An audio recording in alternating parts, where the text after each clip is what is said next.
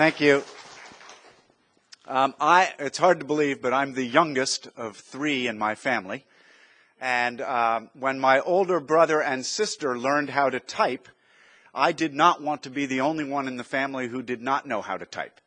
So I stole my sister's book on how to teach yourself to type, and I taught myself how to manually type. This was back in the days of a manual or sometimes an electric typewriter.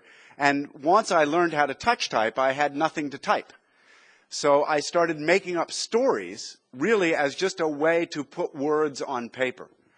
And one thing led to another, and before I was 15, I had probably written 100 short stories. But really as just a means to learn how to type. And I went through high school in America and college and tried to be a musician for a number of years, and through a long process eventually ended up a writer. But it was really not intentional. I don't think I ever knew I was going to be a writer. And I got lucky, which is what it takes in writing. After 8.5 years of trying to get published, I was finally published. And a few books into that, my fourth book became a big bestseller, and I was off and running, and I ended up in a rock and roll band with Stephen King and Amy Tan, and among others, Dave Barry. Do you all know what a hot dog is? It's a sausage of sorts we eat in America. This is Dave Barry in front of the Oscar Mayer Wienermobile. He's a very silly guy, very funny guy, and he has won a Pulitzer Prize for writing humor columns that are published, at one time were published in over 500 publications around the world each week. Dave and I are in this band. This is Amy Tan wearing a wig, and Stephen King. People ask me what Amy plays in the band, and I say spandex and lycra. And Stephen King is this goofy, best-selling author, probably the biggest-selling author in the world. And to give you an idea of how good this band is, we have an expression, a picture is worth 1,000 words. And if you look at the woman in front, you'll see how good our band is. That sums up our talent. That's Dave and me up on stage there. Dave and I ended up working together to write a book that was a prequel to Peter Pan. My then 5-year-old daughter had asked me how Peter met Captain Hook. And I didn't have an answer. I also didn't know, why can Peter fly? Why does Peter never grow old? Where did Tinkerbell come from? There were all these questions that I thought might work as a book about a young boy who becomes Peter Pan. And Dave and I wrote a book called Peter and the Starcatchers. We had a ton of fun. We thought we would write a 90-page book and maybe sell 8 copies of it. But Disney got a hold of it. And it turned out, just to get to the creation of Tinkerbell, we had written a 600-page book, not 90 at all. We finished it, Disney published it, and it became an international bestseller that stayed on the New York Times list for 47 weeks. And Disney, of course, being a business, came to us and said, is there another book you could write?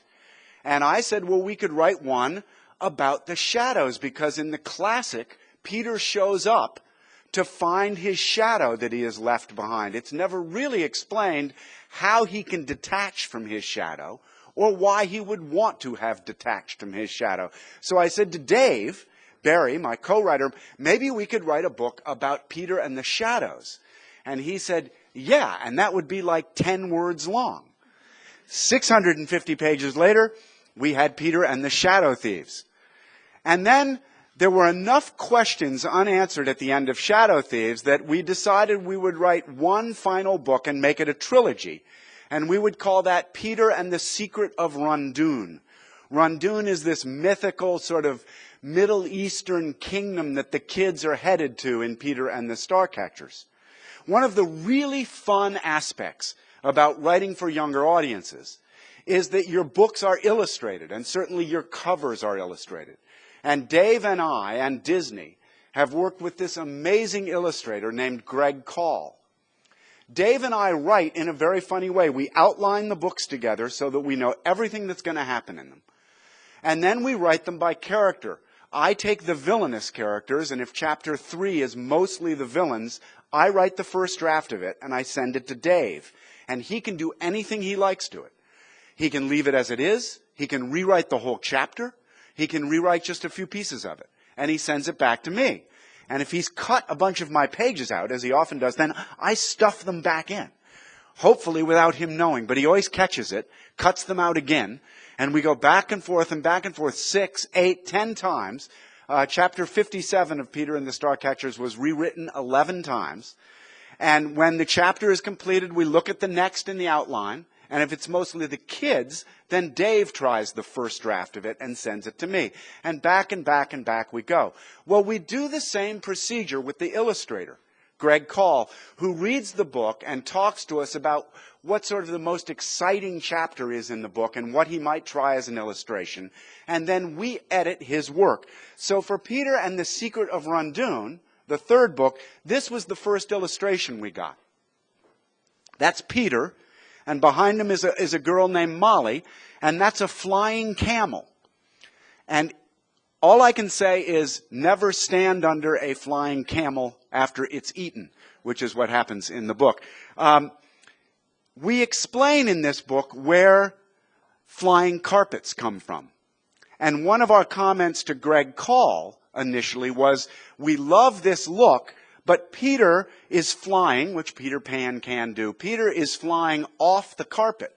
And we really want to imply that the carpet has the magic, not Peter. So could you put Peter back on the carpet? And also, King Zarboff, who's in these books, is not really represented terribly well in this. Could we put Zarboff in the cover as well? And this is what Greg came back with. Now we had King Zarboff very big, and Peter was up on the carpet. The trouble was, we felt now the emphasis was too much on Zarboff. That although he's an important character, it almost took it away from Peter. And we asked Greg if he could tone it back a bit. And this is what he came up with. And now we felt we were getting somewhere. Zarboff is dead center under the camel. He needs an umbrella, by the way. And Molly's still in it. Peter's on the magic carpet. And Greg thought to get the snake on it. The snake is a huge boy-eating snake that Zarboff turns these little boys over to when he tires of them, and the snake eats them. So it's not really a good scene for the young kids. Greg said, I'm glad you like this. I think you'll like it more when I bring it to color. And this is what he sent us. And it really started to come to life for us. And now he said, the final bit is going to put the text on it. And this was the final of the book cover. So Dave and I, as we always do, headed out on the book tour in the United States, city to city to city, to promote the book and talk about the books. And we read at these. We take out a section of the book and we read it so that the kids can hear the book come alive. We went to Miami, Florida. And in Miami, Florida, which is where Dave lives, we had a very big crowd in attendance. And the person who ran the bookstore had a surprise for us that he didn't tell us about. In the book, we have this massive snake. It turns out, only in Miami, you can rent a snake. So the owner of the bookstore rented a 90-pound, 11-foot Burmese python. And while we were reading, the person who owned the snake came up and put it onto us. There's the python. Now, it's this fat around, and it runs all the way off, like over to that stand from what you see. Pythons are constrictors. I don't particularly like snakes. This python comes up over my shoulder, goes around my neck like a muffler, and ends up with his head right next to my left ear. You know in Harry Potter where there's Parseltongue? You know, which I always thought was just a joke. I mean, you know, you can talk to snakes. This snake parks himself right here, and he goes Dave is reading and he starts to shake and he says, "Is that you? Is that you? Is that you?" And I said, "It's the snake. It's the snake."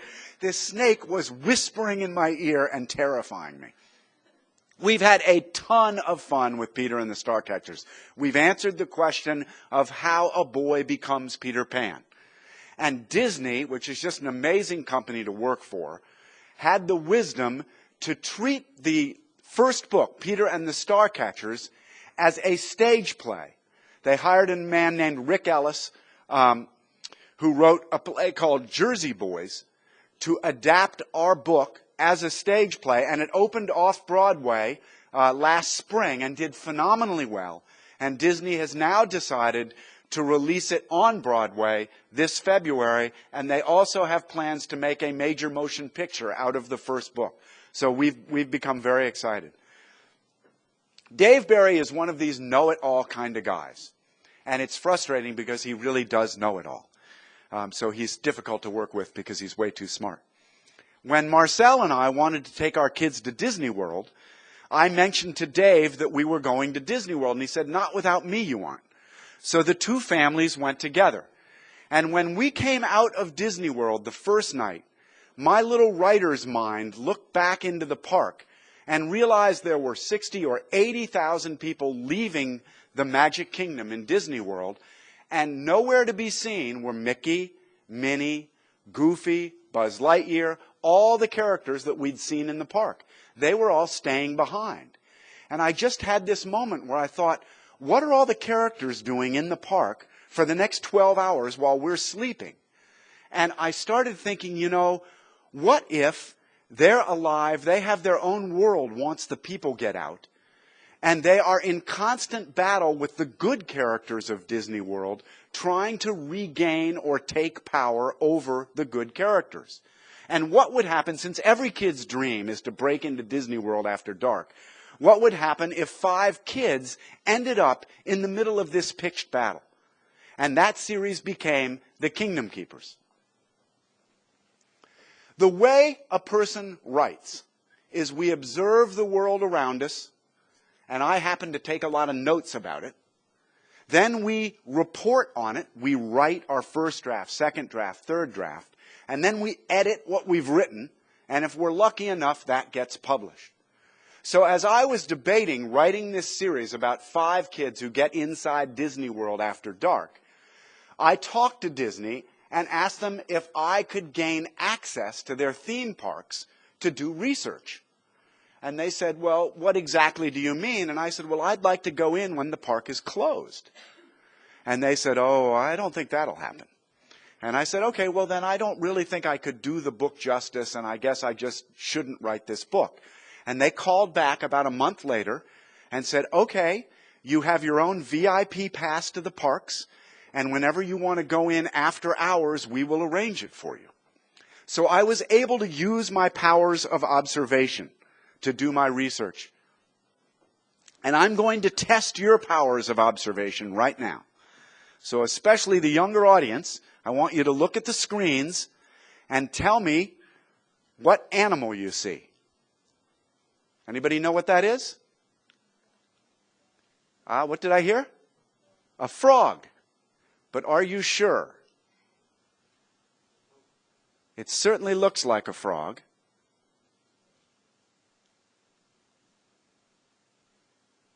But it's also a horse.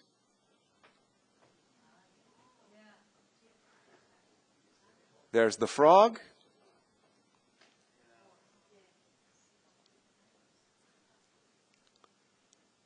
And there's the horse.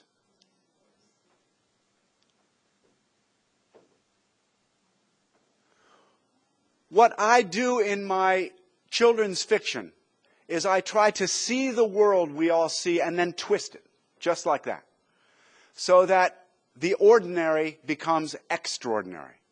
Dave and I do that in Peter and the Starcatchers, and I try to do that in the Kingdom Keepers. I go in at 5 in the morning, and I go on to the rides and the attractions when they're shut down. I study them. Disney turns them on for me. I ride them, and then I stick around and watch the public ride them. This is Cinderella's Magic Castle in the Magic Kingdom. And one of the problems of writing The Kingdom Keepers is Disney is a very thoughtful company, and they said, you know, you can't harm kids in your stories. You can't have our rides be sabotaged. You can't have somebody come into the parks with a knife or a gun, but we want them really suspenseful. And I said, So I thought and thought and thought, how could I get around that? And then I happened to be at a seminar, and the teacher up at the front of the room had on his desk a dish that created a hologram out of just natural light. It didn't plug in or anything. And the hologram looked absolutely solid. And I thought, there's my story. What if the 5 kids are holograms? Then anything can happen to them. They can get stabbed by swords. They can get kidnapped because they're really just a projection of light. They aren't kids. And I ran that by Disney, and they said, there's your answer. That's the way to go with your story. So in the story, there are 5 teenage guides who are hired by Disney to model, kind of like on a green screen for a movie, to be holograms inside the park. The only thing they didn't figure on is when the real kids go to sleep at night, they wake up as their own holograms inside the park and find themselves in a pitched battle with the Disney villains. And that is The Kingdom Keepers. So in I go the first time, 5 in the morning, and they let me into a ride called Small World, which, if you've been to Disney Hong Kong, you know is all these dolls from all over the world singing this obnoxious song over and over. And I got to go in when it was dark. These are the cute little dolls. But this is what it looks like when it's dark. It was creepy in there. I was all alone, except for my guide in this boat. And we're going along scene by scene. There's no music. There's no colorful lights. All the dolls are stopped and frozen. And 2 of the dolls moved. And I jumped about 6 feet out of the boat and said, yeah! The Imagineer sitting next to me said, what's wrong with you? And I said, and he said, what's wrong? I said, 2 of the dolls just moved. And he said, Ridley, the ride is shut down. There is no way the dolls moved. But I wrote in my little notebook, 2 of the dolls moved. And when I wrote the chapter about the 5 teenagers being backstage in Disney World at 2 in the morning and on Small World, I had not 2, not 10, but all the dolls come alive and attack the kids. They march like Chucky and dive into the water and swim and snap at the kids. And when I submitted this to Disney, I was sure they would take it out of the book. And, I thought they would censor me. And they left it in. So really everything I've written about, Disney has never censored out. I've been on Splash Mountain. And in the middle of Splash Mountain is this amazing scene. You're in these log boats. You end up going down this big flute. And I've worked that into the book. I've also been to the Animal Kingdom. This is the Tree of Life in the Animal Kingdom. And on to Expedition Everest, which is a giant roller coaster. I don't know if you can see how small a person is next to that fence. But Disney spent $100 million building this attraction.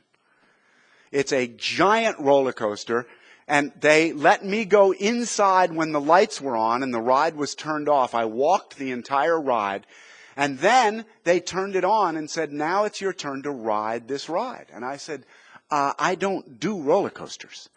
And the person said, I flew in here to show you my roller coaster, and you are getting on my roller coaster. So I got on, and you go screaming along, and I'm reminding you, I hate roller coasters, and this is what you see. End of the track. It skids to a stop, then it goes backwards through the dark at 45 miles an hour, at which point I was ready to lose my lunch. I walked around the park the rest of the day like this. I was a pathetic wreck. But I worked it into the story, including this giant beast that's in the ride. I also got to go into the bat enclosure. This is a fruit bat about this big. At one point in the novel, one of the 5 kids, Charlene, has to climb the rock wall you see behind there with all the bats. And in case you think they're all cute and cuddly, this is a close-up. That's one of the bats. Gives me the creeps. The 3rd book in the Kingdom Keepers series was written about Epcot, where there's a terrific ride called Sauron, where you feel like you're in a hand glider flying over all sorts of parts of California. When they let me into the Sauron ride, I go up to the projection room, which is a super IMAX, and I found an old journal in there that detailed all the malfunctions the ride has had over the years. And I worked all of those into the book. I also got to go on a ride called Test Track. The unique thing for me about Test Track was that in the waiting line where you queue up and take all this time, there are crash test dummies. And here they brought one of the cars out for me when I was doing a TV show. And they had a crash test dummy. In my novel, the crash test dummies come alive and attack the kids, as do the trolls in Norway. This is about a 6-foot troll in Norway. So piece by piece, I would work through my novels, whatever aspect I could find in my research, and then bring it to life. I try to put reality into fiction. The reason I do that is a novelist's job is to suspend the reader's disbelief. To suspend the reader's disbelief. If you start not believing what I'm writing about, you'll throw my book across the room.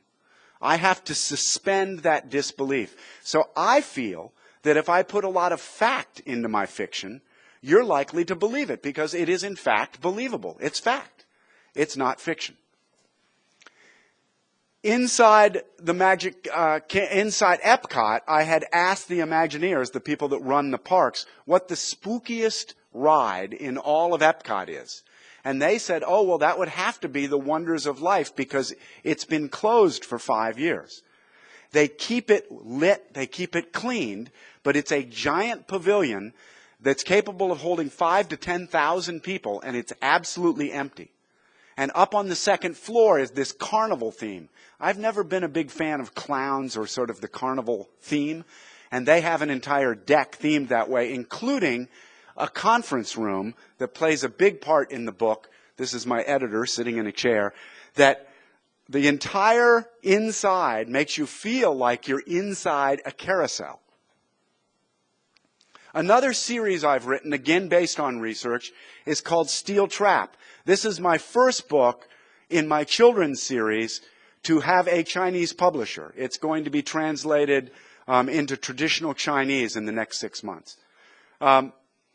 It is based in large part on a school that I attended, a boarding school.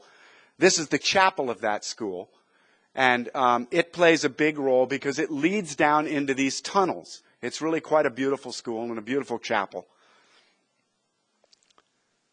All of these are scenes that are in the book. This is the chapel when it's got people in it.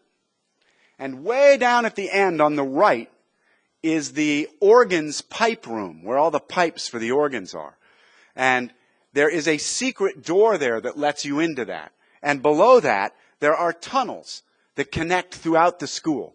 And so in Steel Trap, the academy, my protagonist, a young 14-year-old with a photographic memory, finds out about these tunnels and is able to go like a gopher all through the school without ever being caught. There's a game called Gaga in the book. Gaga is a real game, although few people have heard of it. My last book, my most recent book, the one I'm working on right now in the Kingdom Keepers series, is to take place on the Disney Cruise Line. And yes, once again, in all their wisdom, Disney has given me 4 free cruises on their cruise line so that I could write about the Disney Cruise Line, the most recent on the Disney Dream. It's been this amazing experience because they've let me into the engine room, they've let me backstage in all the kitchens, they've let me into the crew quarters, up onto the deck with the captain, into the pilot house. It's just been, the access has been phenomenal, and I've had such an amazing experience writing this book that my one book has now turned into 2, so it's going to be the 5th and 6th book in the series, of which there's 7 total. So that's my dog and pony show. That's how I write and what I do, and I think now Chip may come up and we may talk some more about writing and take your questions. Please welcome Chip Zhao. Thank you for your entertaining lecture, right? I'm sure, Mr. Pearson, as someone from America, you have the combined talents of both an English writer and some American orators, speakers like Billy Graham, Bob Hope, or even Barack Obama, right? Whether you like it or not. Right? This is the difference, I would say, between an average British writer and an American writer. English writers are a little bit shy, a bit of an introvert, or you call that subtlety. But American writers, I don't know whether it's because of your training, or you live in a TV or show business cultural environment, you tend to be more outspoken, more brave, and more foolish. Wow, I'm not sure, Right, and then if all the Hong Kong school teachers, English school teachers, be it natives or Chinese, possess about 1/3 of your speech talent, I think Thank you, our Hong Kong school children would have fared much better in the English. Right? Well, you mentioned Disney. Well, that's very interesting. Now, Disney is a very tough institution to deal with. They're arrogant, patronizing. You think? I think so. Right? Well, this is under my impression. I've been reading perhaps too many liberal stuffs, Noam Chomsky, or I've had nothing but fun with Disney. Rarely do you see a company where everyone in it is a child at heart. Of the thousands of people in the parks that work for Disney, there's 10 or 20,000 that work in Orlando for Disney. And I meet them at my book signings, and they're all just so excited and happy. And if you think about it, it's one of those rare entertainment companies that is so focused on giving families a good time that I think they weed out the people who are sort of petulant and troublemakers, and you end up with people that are genuinely happy to be working there. It's not just Disney. It's also, I get the same perception. I got the same impression of Las Vegas. Oh, yes. Julius I wouldn't Caesar. put the two in the Now, Julius same Caesar, sentence. right? I mean, it might be a little bit inappropriate to compare the two. But you get into Disneyland with a ticket, you get there at 9 o'clock, and then you forget the clock, right? Yeah. And then you are led into a never-ending land of fun. Yeah, it right? is. It's a magical From the world. cyclone right, to something else, Yes. magical world of timeless fun, right? You tend to forget. You tend to forget a sense of time. That's what I and try to do with my space. writing exactly. Exactly. Right. So your writings. I mean, I've been reading some. I've been struggling to read some because I have been a little bit annoyed that there aren't many publications of Mr. Pearson's books in the public. But I hope from now on, after this book fair, bookshops like Dymox will be flooded with Starcatcher. I hope so too. Right. You draw your readers into a mythical, a magical, but a little bit dark world. Yes. Children like darkness. Look at Harry Potter. Oh, yes. The world of witchcraft, right? Yes. The Hogwarts, the school, right? Yes. The witchcraft school. Many strange stories happen at night. Yes. For Western children, you are from your childhood, you are obsessed or fascinated by fairy tales, witchcrafts, Yes. right? Monsters, right? Yes, absolutely. And, I always thought there was a monster horror. under my You're bed. drawn into the world of horror, contrary to your parents, to the parents or teachers' expectation. Although at school, you're more or less forced or told to read Bibles. You're told how bright the heaven is going to be like, right? Broad daylight, right? But at night. Now, do you think children, like all men, have a tendency, have an inborn inclination towards what people may call evil, represented by the night, darkness, owls, right, witchcrafts, and monsters, castles under the moonlight, werewolves, and that sort of things? I think it all intrigues us because it's not of our world. But because fiction is about contrast and about conflict, then in our normal everyday world, which hopefully is bright and happy, in order to have conflict, we bring in the darkness for something to rub against our normal world. and to be an extraordinary world. Well, that's the thing I like to talk about, because in Chinese cultural world, we have been indoctrinated with Confucius teachings, right? I mean, there's nothing wrong with Confucius, but Confucius teachings have been telling our school children to turn away from all the bad things, right? To turn away from the night and just look at the broad daylight of virtues and righteousness and all goodness. I think this is why I like China so much. Right. Do you think this is what you like, well, spending your time in Shanghai? Yeah, we spent that year in Shanghai, and it's so refreshing to be somewhere where everyone, and really everyone, seems genuinely happy. And it's not a Disney kind of happy. No. It's a genuine happiness. Well, it's a kind of happiness of with a Leninist style, perhaps. You think? Yeah, I don't know. It felt so natural to me, and it was so refreshing compared to some of the sort of meaner streets of America. Now, the world, we loved it. The social reality in Shanghai, do you find it very different from where you grew up? Well, in the Mississippi, I think that California, or anywhere in America? What China has retained that America has lost, and I hope China doesn't lose this, is the focus on family. And I mean, we would see this, of course, in your holidays, in the fall, and again at Chinese New Year's, how important it is to reconnect with your family, and how, I mean, just in our lane, everyone, there would be the mom and the dad and the grandparents and the kids kids, all living either in the same building or right next to each other, and it to me is so refreshing, because in America, you get to a certain age, 17, 18, and you go away from home. And you hardly ever see your parents after that. Well, I'm not sure whether, from my view, the grass is always greener next door, that's right? That's right. But the American children are encouraged to be independent. Yes. Right, okay. But the family sense is still there. The family bondage is still there. It is there, Thanksgiving Day. If you don't practice it. Christmas Day. That's right. Christmas Eve. Right? But it's 1 or 2 days a year instead of a part of your heart. Well, but we Chinese are more or less a little bit too subconsciously haunted with the idea of parents.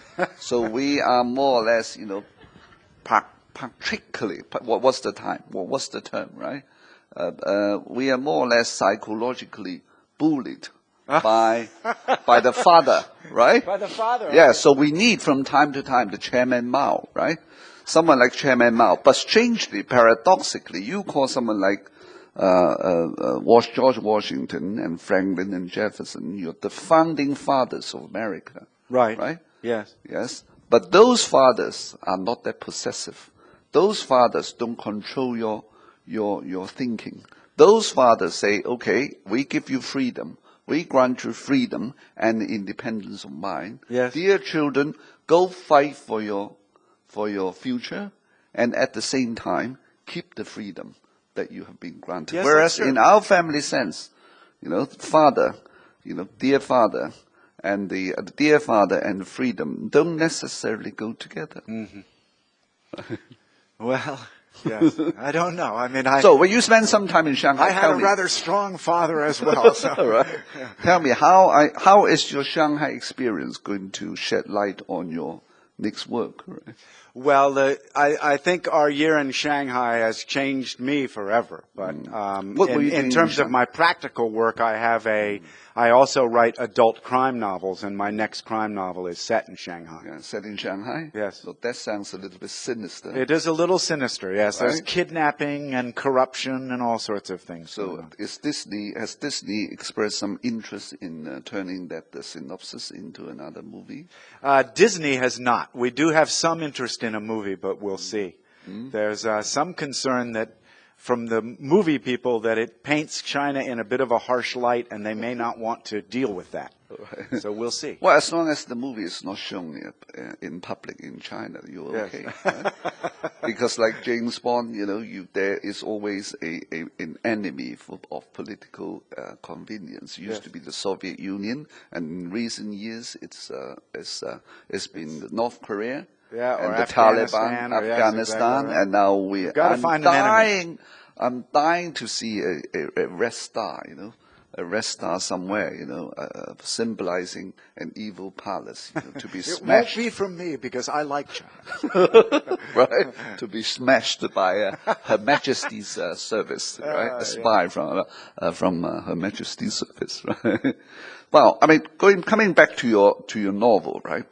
You have a very strong technique, a very powerful technique of storytelling. Right? Your books are all what people call page turner. Yes, well, turn thank on you. the first page, I appreciate that. First paragraph, even the first line. You are drawn into. I want to grab the reader. Claustrophobic world of childhood or thriller, fear and suspense, right? Yes. So, have you ever learned any writing in school? Or some people suggest go to do an MFA at Iowa, University of Iowa, attend a workshop or whatever. Do you think the writing skill is something inborn or your instinct? I mean, I think if been acquired. Yes, right? I think if you're a writer. I think better writing can be taught. But I don't think you can be taught to be a writer. I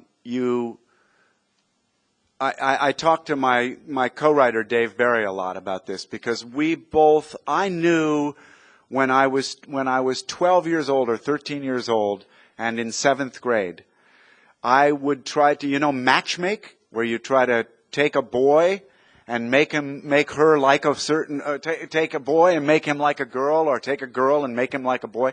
I would make up stories in order to matchmake my friends. I was just storytelling. And I would say, he really likes you, even though he hadn't said anything to me. And I think when you're a storyteller. And if you know you are a storyteller, you will devote yourself to storytelling. I worked as a bartender and a cleaner and a mover and a musician and any number of other jobs for 8.5 years without getting paid to write because I love to write.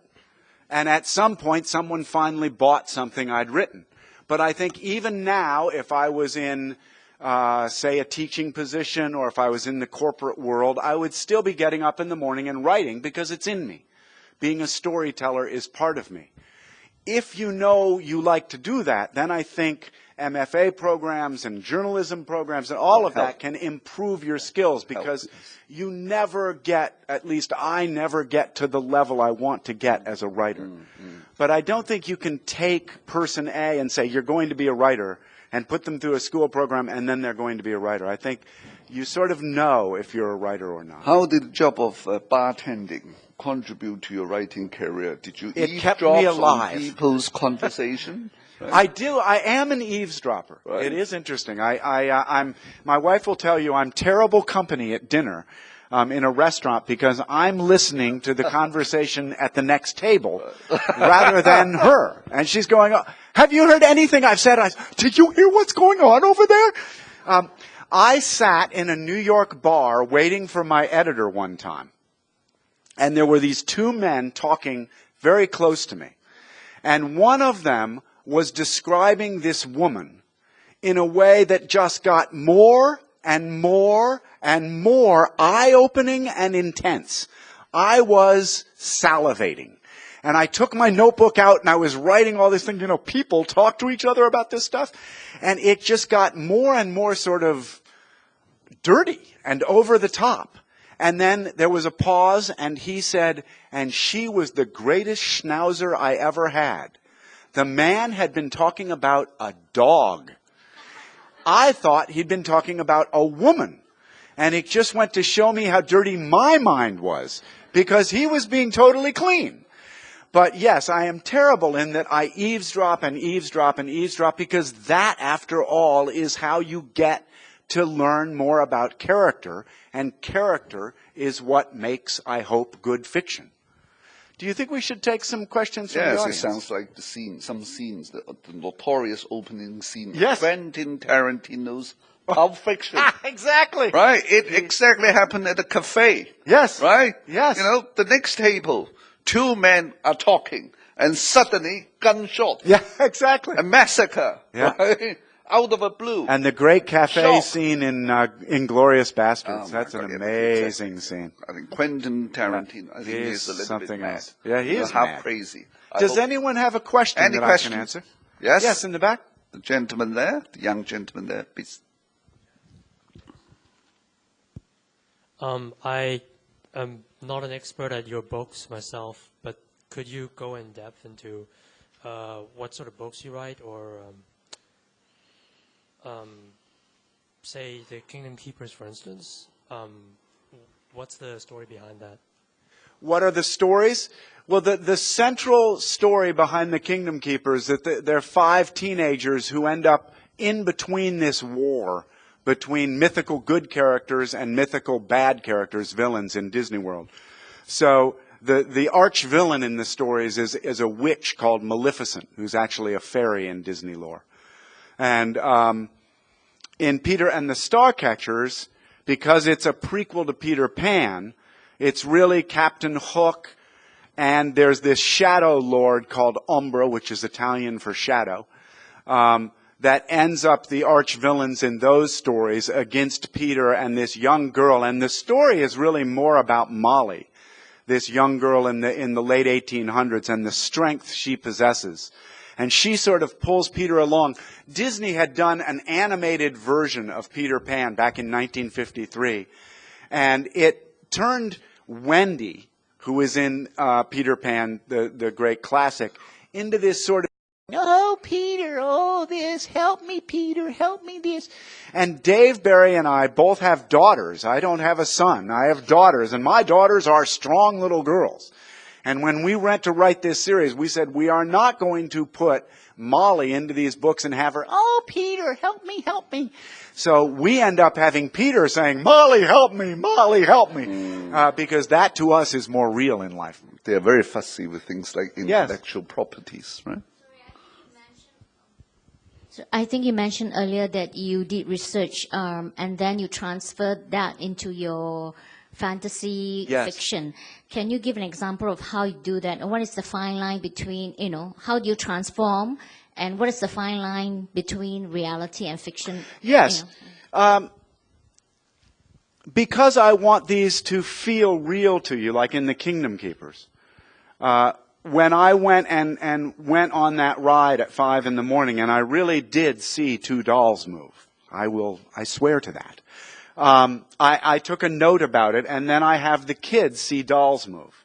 And so that's reality infusing itself into my fiction. When I went and visited Splash Mountain and it was shut down, the gentleman who showed me around the ride had been the man behind that ride for over 25 years. He had run Splash Mountain. And he was this old white-haired gentleman, very dignified guy, knew everything there was to know about Disney World. And I had already written about half the book. And I had in my book a character named Fred, who was a white-haired old guy who knew everything there was to know about Disney World. And here I was, touring the facility before it opened, and I met Fred. And so I said to this gentleman, I have a character in my book who really is you. Could I make him you instead of Fred? And he said, oh, I'd be honored to be in your books, and his name is Wayne. And so Wayne is the mentor in the Kingdom Keepers. The fun thing about that is that kids can go into the park, and they can go to get on Splash Mountain, and if they look real carefully, the white-haired gentleman is wearing a tag that says Wayne. And they will say, are you Wayne from the Kingdom Keepers? And he says, I sure am. And they have him sign their maps and do all this stuff. So it's bringing reality into my fiction and fiction into reality in a way. In fact, the cast members who now come and get my autograph and my signings inside Disney World tell me that when the rides break down now, they say, the Overtakers are at work, which is right out of my book. So I have put nonfiction, the facts into my book, and they've taken my fiction and put it into the parks. So it's kind of an exchange. I have a couple of questions. Yes. Firstly, about co-writing. Right. I'm interested to know a little bit more why you decided to co-write and what are the pros and cons about that. And Yes. if you don't mind, one other quick question. I see that the title of this event is Young Adult Fiction. By the characters and settings and things, this sounds rather sort of mid-grade to me, rather than young adult. Is that Yes, right? it probably is. If I think technically now YA probably skews older, like Twilight and that kind of thing. And this is, although this is read by 70-year-olds, they do aim at more at middle grades. I think their target, the way publishers work, their target grades are probably middle school. But it's really fun when you do write a series, because the first Kingdom Keepers was now written 7 or 8 years ago. So a strong core audience for my books are now college students who write me all the time and say, I first read your book when I was 14. I'm 22 now. I'm graduating from college. I still read them. I love them. They come to my signings all over the country. Their parents read them to them when they were littler, and so now the parents are reading the books.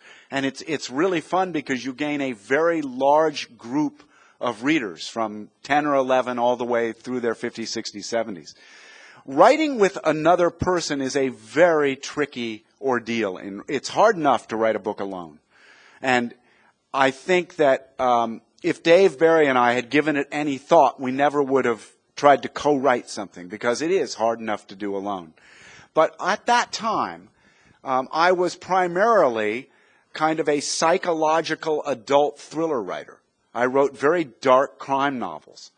And that's what I knew how to write. And Dave and I were friends in this band, and I knew Dave to be a very childlike person.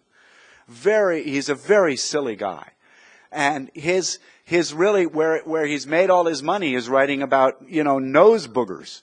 That silly a thing. And so I was at breakfast with him, and I was saying, my daughter asked me about how Peter Pan met Captain Hook, and I'm really considering writing a prequel to Peter Pan. And when his eyes kind of went wide, I thought, here's a guy who's very childlike and very funny. And I tend to be a little more serious and complicated. My books tend to be quite dense. And I wasn't sure I could write at a level that younger audiences would enjoy. And I said flat out to him, I said, you're a funny guy and a very free spirit, and I tend to be kind of a, technically dense person. What if we combined our talents and wrote this together and got the best of both worlds, a suspenseful but funny, lighthearted, suspenseful romp about, and he said, I'm in, I would love to do this. The question became then, how do you do it? I read some collaborative efforts, and I did not like them. I could see clearly that chapter 1 was this person and chapter 2 was that person, and it took the fun out of reading, because it felt disjointed. And Dave and I talked about this for hours. How do we make a novel seem seamless? How do we do this in a way where they don't go, well, that was a Ridley Pearson chapter and that's a Dave Barry chapter? And this idea of writing by character came up. And that one of us would take the dark, psychologically tense characters, and one would take the childlike, happy characters. And that we would share, instead of talking about it, we would simply hand our work over to the other person and trust that they wouldn't do this out of ego, they would do it out of necessity. If it wasn't working for them, they would change and make it, work for them. And that's what we've done now for over 10 years. And I have nothing but faith that Dave always makes changes in my work for the better of the work, not for the better of Dave Barry. And I think he has the same opinion. And what we've gotten are these books where we now don't remember. When we go and open a book, we don't remember who wrote the first time on it. If it's a pirate chapter, it's naturally supposed to be a Ridley chapter, but Dave does so much to the conversation in those chapters and makes them so funny that when I read them, I forget whether actually I wrote that first or he did. And I hope that as readers, when you read any of the Starcatchers books, we have a new one coming out called Bridge to Neverland, that you can't really tell who wrote it first. If we do our job well, you can't. Because, in fact, we don't know. So I hope that answers. It sounds more difficult than having China and America co-ruling the world, as someone suggests. Chimerica. Right? Chimerica. Oh, I like that. Another question? Yes. The gentleman there, yes. Mr. Pearson, I'm Yes. writing a novel right now, but I'm not quite sure if readers would like my ideas. So, have you ever had this problem? And if not, what is the greatest challenge you've faced writing a novel? Oh, I do have that problem, but I think you can't worry about your readers. I think you have to write the book that's important to you to write, and write it the way you feel it should go. You may find editors who then help you change some of that so that readers can find it easier to read or more accessible. But the minute you start writing to please a certain group of people, that's where Chip and I were talking about writing for kids. I can't write down to kids because then it's going to compromise the work. I just have to write it the way I want to read it. And that's what I encourage you to do, is write what's important to you, and I bet it will come out the best. Would you say so too, Chip? Because Yes, you do a you've lot of got to writing. be faithful to your own true self first, right? Write something you're familiar with. Write something on people around you and the society or the environment in which you grow up. Well, start off something like that, Yes. right? But tell me, there is a very strong in American novel called science fiction, Yes. right? Yes, yes. Arthur Clarke, right? Yes. You know, that kind of people. I mean, they write simply out of nothing, right? Yes. Future. Yes. Right? As did, I think, to a large extent, although it's not science fiction, one of the reasons I admire J.K. Rowling's effort with Harry Potter is she doesn't simply write about kids and magic. No. She creates a whole universe. Every little detail every is detail. new, Color, invented, a new smell, name, a new exactly, word. Oh yes. my gosh. Right. The degree to which she went to write these books. Meticulous is the word. And, right? and, you know, that alone makes them seminal works. They'll last forever, you know, other than the billions of copies she sold. Well, so do you. I mean, taking a paragraph as an example. Maybeck stood inside a dark enclosure the size of a large closet. It had a concrete floor from which a low brick wall rose to waist level. From there, framed lumber intersected by long bamboo poles rose geometrically overhead, wrapped on the outside with heavy brown vinyl. Fake brick. Yes. It's such a meticulous differentiation of materials where you can almost feel the textures. Yes, well, thank of, you. I these think it's objects. really important that when you write, that you touch all the senses. Yeah. We have all the senses, and you have to remind the person what it smells like in the room, what if it's not on every visualize. page. And But visualize. that's how we all become embedded in the environment in our novels. The most important thing in your story, though, is the character. Help people to imagine, help people to think and see Yes. what you do, right? Yes. So together it added up on outside to what looked like an Asian temple, but inside it smelled bad, really bad, like one of those porta potties at the state fair. Now, what is porta potties? They're these I mean, they little, sound aliens to it's foreign. a little foreign. fiberglass toilet. Exactly. Right. Does not smell good inside. Right. I mean, this is when names like T.S. Eliot, I mentioned to you yesterday, came across my mind. I mean, T.S. Eliot is very good in portraying smell. You know, you get lines, the morning comes to consciousness of a faint state smell of beers from the sawdust trampled street, right? Yes. Because, right? I write about smell a lot. I actually get my editors cut that back because for some reason I'm always thinking of the world in terms of how it smells. I have a detective in a set of books I've written called Lou Bolt.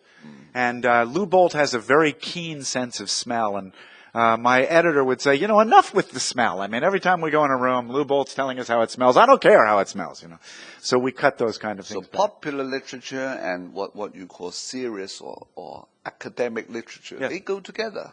I mean, T.S. Eliot and Ridley Yes, well, Pearson. he's very serious. The I'm more winter popular. evening settles down with smell of sticks in passageways, 6 o'clock. You know, the butt-out ends of smoky days, right? You call that poetry, you know, but I wish it were poetry. Well, but Are this you could be ending us? quite poetic. No, not yet. Are we not finishing until, what, 3:30? Actually, there will be a signing session. Okay. So any more questions? Right? The lady in the dark green, right? Yes. Do you really write, as it says on your profile, suspense novels in the morning and stuff in the afternoon? How Yes. do you keep them both in your head at once? And what's your daily writing routine? Yes, that's exactly my writing routine. I wake up quite early, and Marcel and I get the kids off to school, and I start in on my crime novels. I don't know why, but I always do the crime novels first. And I write for 4 hours, 4.5 to 5 hours on the crime novels and take a very short break for lunch, 15 or 20 minutes. And then I start in on the young adult books and work all afternoon on those. I have, the burden of luxury in that I don't want to say no when I'm offered these wonderful chances to write a series set in Disney World or to work with a great writer like Dave Barry. So rather than say no, I just take on too much work. And I'm determined to turn my work in on time. So I just end up having to write between 8 and 10 hours a day to get these 2 and 3 books a year I'm writing. I used to just write the 1 book a year, my crime novel. And I would write about 5 hours a day. But now, because I've taken on more work, I just have to write an awful lot more. But I just hate to say no. So it's a blessing, and I'm not about to complain about it. People ask me, how can I possibly do this? But if you think about an attorney, an attorney has 5 or 6 cases that he might be working on in any given day and writing about each of these.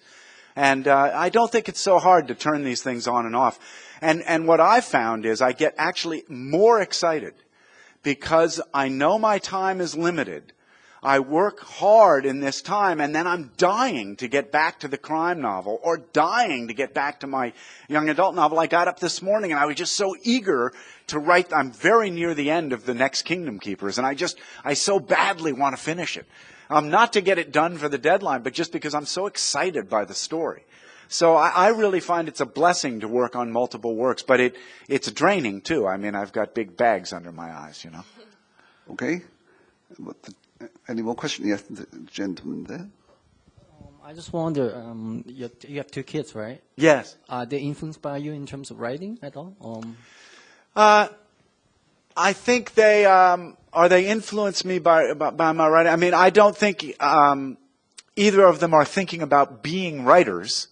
They are both very good writers. I wish I could take credit for that. I don't think I can. I think it's more that Marcel and I got them reading very young. And any kids who read a lot, I think, are better writers, just by nature. I mean, the only way I can become a better writer is to read more. So I just read all the time, as many different kinds of writing as I can, because it's the only way. And I'm a gourmet reader in that I read a paragraph and I go, oh my gosh, and reread it again and reread it again and deconstruct it each time. How can that? But we all use the same words. That's what's so annoying about reading a very good writer, is I think I know all those words. I can put words in that same order, so why don't I? It gets very frustrating. I'm reading a crime writer right now called Brett Lott. And his writing is simply beautiful, as is the writer Dennis Lehane. It's just so accomplished. And it isn't that he's writing with $50 words. He's writing with the words we all use every day. But the order he chooses to put them in is mind-boggling. And I think, why can't I put them in that order? Please, let me put one sentence in that same order. But in fact, I just endeavor and never quite get there. Another question? The gentleman at the back, please. So you obviously draw a lot from the Disney movies for the Kingdom Keepers. For the Kingdom Keepers, I draw from the Disney parks. Yes, not the movies, but the parks. Yeah. I was just wondering what other influences you draw from. Yeah, for that's your good. Novels. In my crime novels, I do a lot of interviewing of the police and of criminals. I read newspapers and I'm always looking for the article that no one else is going to see, the article that's on page 19. I'm accused by my wife and my good friend Dave Barry of always thinking of how to kill people. Today, as we were riding the trolley to lunch, I conceived of a great way for a ransom bag to be passed, because your trolleys pass so closely. I thought somebody could hang the ransom out the door, and as the next trolley came by, the arm could snatch it. The police would never catch the guy. So I'm just always looking and thinking about where another idea could come from.